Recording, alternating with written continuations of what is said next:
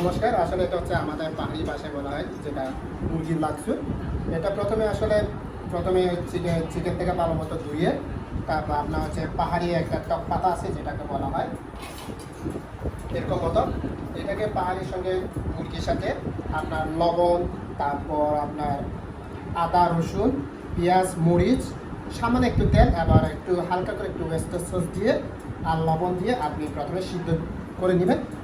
সিদ্ধ করে নেওয়ার পর ওইটা হয়ে যাওয়ার পর তখন আলাদা করে আপনি মাংসটা উঠাই নেবেন। আর যে ঝোলটা থাকে সেটা এক প্রকার আমরা স্যুপ বলি। তো এই স্যুপটাও থাকবে, ওটা দিয়ে মাংসটা দিয়ে খেলে খুব মজা।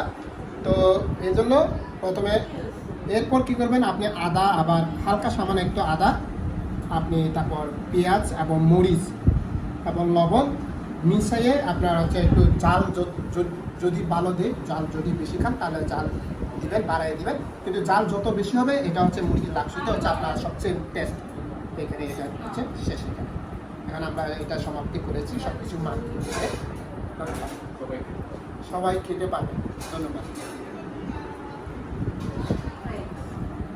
কিন্তু